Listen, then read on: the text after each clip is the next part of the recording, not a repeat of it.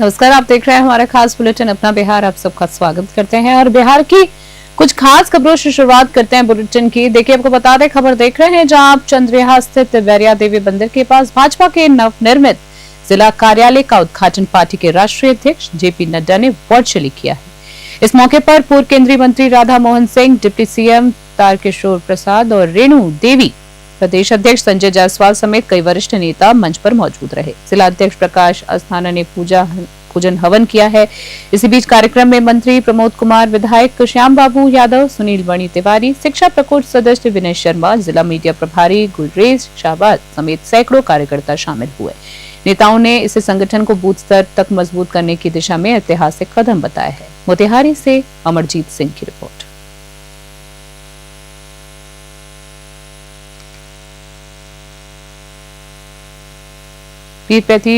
पीरपैंती प्रखंड के देवमुनि कुमार ने विपरीत हालात में भी शादी की मिसाल कायम कर दी है। गंगा की बाढ़ और रास्तों के टूटने से लोगों के घरों से निकलने में भी डर लग रहे हैं, पर वहीं देवमुनि ने बाकरपुर से कटिहार के कांटा कोष गांव तक बारात ले जाकर शादी की है। जी आपको बता दें, कार की जगह ई रिक्शा, पैदल सफर और फिर नाव का सहारा लिया गया है। नाव पर सजे दूल्हे को देख गांव वाले चकित रह गए। वहीं महिलाओं ने मंगल गीत गाए और बच्चों ने तालियां बजाई। ये शादी प्यार, जज्बे और संकल्प की एक ऐसी मिसाल बन गई जिसे लोग लंबे समय तक याद रखेंगे। कटिहार से सुमन शर्मा की खास रिपोर्ट।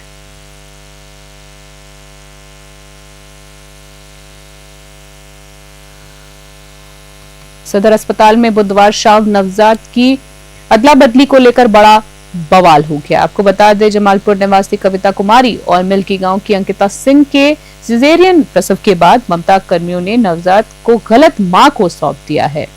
आपको बता दें, आरोप है कि ममता, शीला, सावित्री, ललिता और रेणु ने लड़का होने की बात कहकर अंकिता से 1000 रुपए भी वसूले हैं। बाद में गलती का एहसास होने पर नवजात को सही मां कविता को सौंप दिया गया, लेकिन इस अदला बदली से अस्पताल में अफरा तफरी मच गई है। सूचना पर पहुंचे प्रबंधक तौसिफ हसन ने और डॉक्टर बीएन सिंह ने जांच कर मामला शांत कराया और भ्रम दूर किया है। मुंगेर से आलोक वर्मा की रिपोर्ट। इसमें कोई कंफ्यूजन नहीं है। हम लोग रहते हैं अंदर में, ओटी में ही रहते हैं। अच्छा, ये भी नहीं है कि पैरेलल 2 सर्जन कर रहे हैं कि एक साथ बच्चा निकला, उसमें चेंज हो सकता है, लेकिन यहाँ तो एक ही सर्जन है और एक ऑपरेशन करने में कम से कम 45 मिनट लगता है, एक अंदाज मोटा मोटी। तो पहला ऑपरेशन हो गया है 4/11 में, उसके बच्चे को हैंडओवर कर दिए। दूसरा बच्चा जो है ये हो गया 5/19 में, 5/19 PM, इसका है मेल चाइल्ड। और तीसरा है अंकिता, इसका है 5/54 में, इसको फीमेल चाइल्ड हुआ है। इसमें कोई कंफ्यूजन नहीं है और उसी समय हम लोग लिख भी देते हैं, ये आप देख भी सकते हैं। सब में मेरा जितना भी आप निकालिएगा सब में कॉर्नर में लिखा हुआ है, उसी समय लिखते हैं। कोई कंफ्यूजन नहीं होना चाहिए इसमें, ये देखिए। और वहीं खबर देख रहे हैं बुलेटिन में, जहां आपको बता दें, मुंगेर डीजे कॉलेज परिसर में बने नए 50 मीटर शूटिंग रेंज का उद्घाटन प्रमंडलीय आयुक्त अवनीश कुमार सिंह ने फीता काट कर किया है। इस मौके पर उन्होंने राइफल से निशाना साधकर ट्रेनिंग सेशन में हिस्सा भी लिया। राइफल एसोसिएशन और कॉलेज के संयुक्त प्रयास से बने शूटिंग रेंज में अब शूटर आधुनिक सुविधाओं के साथ अभ्यास कर सकेंगे। आयुक्त ने कहा है कि इससे स्थानीय प्रतिभाओं को निखरने का भी मौका मिलेगा। और सचिव अवधेश कुमार ने बताया है कि 1 अगस्त से पटना में होने वाली स्टेट शूटिंग चैंपियनशिप में मुंगेर के 32 शूटर्स भाग लेंगे, जिनकी तैयारियां इसी रेंज में चल रही हैं। मौके से कई गणमान्य लोग भी मौजूद रहे। मुंगेर से आलोक वर्मा की रिपोर्ट।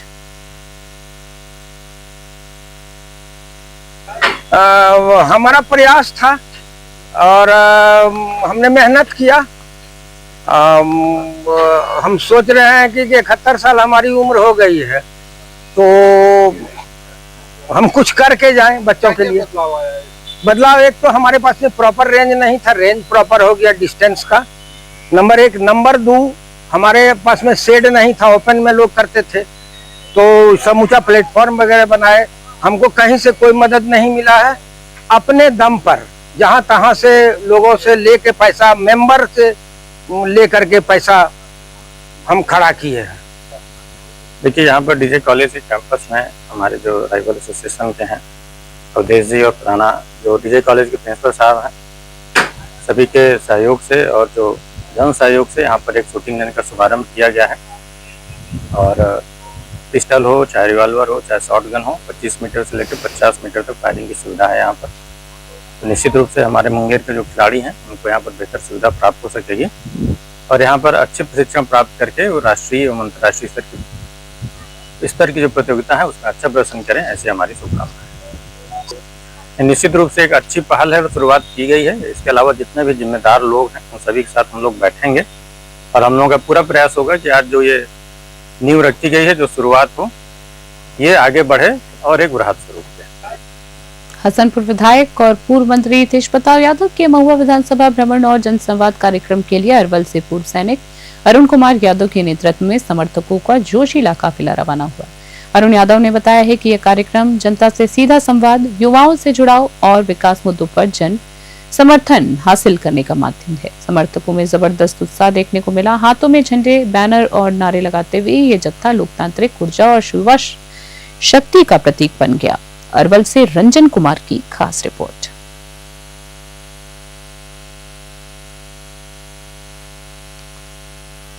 लखीसराय जमुई बॉर्डर पर सीएनजी टेम्पो और ट्रक की जबरदस्त टक्कर में 4 छात्रों की दर्दनाक मौत हो गई है। हादसा लखीसराय से हलसी थाना क्षेत्र स्थित शिवसेना इंजीनियरिंग कॉलेज के पास हुआ है। शिवसोना इंजीनियरिंग कॉलेज के पास का ये हादसा बताया जा रहा है, जब कॉलेज के 5 छात्र स्टेशन जा रहे थे। मृतकों में नालंदा के साहिल कुमार, समस्तीपुर के पंकज कुमार और सरोज कुमार शामिल हैं, जबकि गंभीर रूप से घायल छात्र को पीएमसीएच ले जाया जा रहा था, लेकिन रास्ते में ही उसकी भी मौत हो गई। हादसे के बाद क्षेत्र में शोक की लहर है। पुलिस मामले की जांच कर रही है। लखीसराय से संतोष कुमार गुप्ता की रिपोर्ट। भागलपुर में गंगा नदी के जलस्तर में लगातार गिरावट दर्ज की जा रही है, जिससे निचले इलाकों में रहने वाले लोगों ने राहत की सांस ली है। हालांकि प्रशासन अभी भी अलर्ट मोड पे है और आपदा प्रबंधन विभाग द्वारा हालात पर नजर बनाई रखी जा रही है। नाव और राहत सामग्री की व्यवस्था की जा रही है। साथ ही प्रशासन ने जनता से भी अपील की है कि वे अफवाहों पर ध्यान न दें और किसी भी आपात स्थिति में प्रशासन के निर्देशों की पालना करें।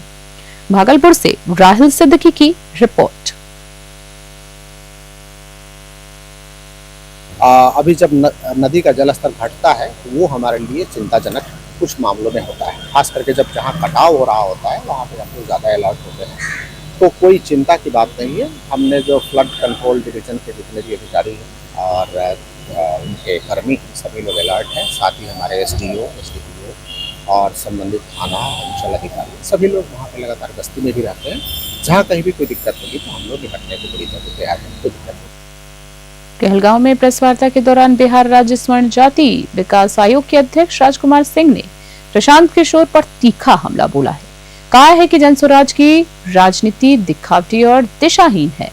उन्होंने दावा किया है कि आगामी चुनाव में प्रशांत किशोर की पार्टी एक भी सीट नहीं जीत पाएगी। राजकुमार सिंह ने कहा है कि जनता वैसे प्रयोगात्मक मंचों से भ्रमित नहीं होगी। साथ ही उन्होंने बताया है कि सरकार और स्वर्ण जाति आयोग सभी वर्गों के विकास के लिए प्रतिबद्ध है और निरंतर कार्यरत है। भागलपुर से राहुल सिद्दीकी की रिपोर्ट। उनको फंडिंग करता है तो आप समझ सकते हैं कि ये फंडिंग का खेल है। ये बिहार की जनता का भला करना नहीं चाहते हैं और बड़बोली बात करते हैं। कारण राहुल गांधी जी को इन्होंने उत्तर प्रदेश में सजेशन दिया था और सजेशन देकर इन्होंने कहा था कि उत्तर प्रदेश में सरकार बना देंगे और उन्होंने खाट सभा शुरू की थी। तो वो खाट सभा में राहुल गांधी का खाट तो खड़ा हो गया। अब कांग्रेस का पहले आया था 14-15 सीट और घट के 2 सीट हो गया। वो तिस्मार खां है और वो अब बिहार में आए हैं, घूम रहे हैं बिहार में और घूम करके ये बता रहे हैं कि हम नीतीश को छोड़िए, लालू को छोड़िए, सब किसी को छोड़िए, बिहार को गर्दिश से निकालना है। परंतु हमको ये जवाब चाहिए उनसे। और भारतीय जनता पार्टी के कद्दावर नेता सम्राट चौधरी पर आरोप लगाते हैं कि सम्राट चौधरी का कैरेक्टर क्या है। मैं उनसे जानना चाहता हूं कि आपका कैरेक्टर क्या है और आप जो 10 लाख रुपए की कंपनी, 1 लाख रुपए की कंपनी आपको 10 करोड़ रुपया कहां से चंदा देता है। और एक कंपनी है जहां वो चंदा आता है और फिर प्राइवेट कंपनी में जाता है, फिर चला जाता है दूसरे कंपनी में। जोगसर थाना क्षेत्र अंतर्गत बूढ़ानाथ सकीन कालीचरण मोहल्ले में उस वक्त सनसनी फैल गई जब दिल्ली से लौट रहे रजनीश राय और उनके परिवार पर गोतिया द्वारा घर में घुसकर जानलेवा हमला कर दिया गया। पीड़ित के मुताबिक हमलावरों ने रॉड और धारदार हथियारों से हमला करते हुए 10 लाख रुपए की रंगदारी भी मांगी और घर बेचकर इलाका छोड़ने की भी धमकी दी। घायल परिवार जब शिकायत लेकर थाने पहुंचा तो जोगसर पुलिस ने मामला दर्ज करने से इनकार कर दिया। बाद में रजनीश राय ने डीआईजी और एसपी कार्यालय में आवेदन देकर सुरक्षा की गुहार लगाई है। भागलपुर से राहिल सिद्दीकी की खास रिपोर्ट देख रहे थे आप। पहले से प्लानिंग था कि इस बार आएगा तो इन लोग को मारना है और इन लोग का ज़मीन देना नहीं है, ठीक है। जबकि हम लोग यहाँ मम्मी पापा रहता है, वो लोग सोच रहा है कि ये लोग 3 आदमी है, कमाने खाने वाला है, तो इसको मार देंगे तो ये हम लोग का पूरा प्रॉपर्टी हो जाएगा। हम सीधा फिर मेरा जब सर में चोट लगा, मेरा भाई को चोट लगा, मैं सीधा मेरा जो यहाँ पे दीदी का लड़का था जिनका नाम समीर है, मैं उसके साथ दौड़ते हुए फिर थाना गया किसी तरह करके। फिर वहाँ पे आप देखो कि मैंने थाने में एप्लीकेशन बोला FIR करने के लिए, तो उन्होंने मना कर दिया कि पहले आप ट्रीटमेंट कराइए जाके, ठीक है। तो उसने ट्रीटमेंट के लिए एक पर्ची काट के दिया, जिससे मैं फिर सीधा सदर अस्पताल गया क्या बोलता है इलाज करने के लिए। वहाँ से मुझे उन्होंने स्टिच लगाया, ठीक है, सर पे, आप देख सकते हो। भागलपुर सर्किट हाउस में मीडिया कर्मियों से बातचीत के दौरान कांग्रेस के AICC प्रवेशक अजीत भारती ने दावा किया है कि इस बार पार्टी बिहार विधानसभा में मजबूती से वापसी करेगी। उन्होंने बताया है कि कांग्रेस भागलपुर, कहलगांव और सुल्तानगंज विधानसभा सीटों पर चुनाव लड़ेगी और इन तीनों क्षेत्रों में जोरदार तैयारियां चल रही है। वर्तमान सरकार पर हमला करते हुए उन्होंने कहा है कि सरकार हार के डर से वोटरों के नाम लिस्ट से हटा रही है और अवैध कार्यों में लिप्त है। उन्होंने कहा है कि कांग्रेस विकास और रोजगार के बड़े मुद्दे पर चुनाव लड़ेगी। इस दौरान कांग्रेस नेता अमित आनंद, युवा जिला अध्यक्ष प्रशांत बनर्जी समेत कई कार्यकर्ता मौजूद रहे। भागलपुर से राहिल सिद्दीकी की रिपोर्ट।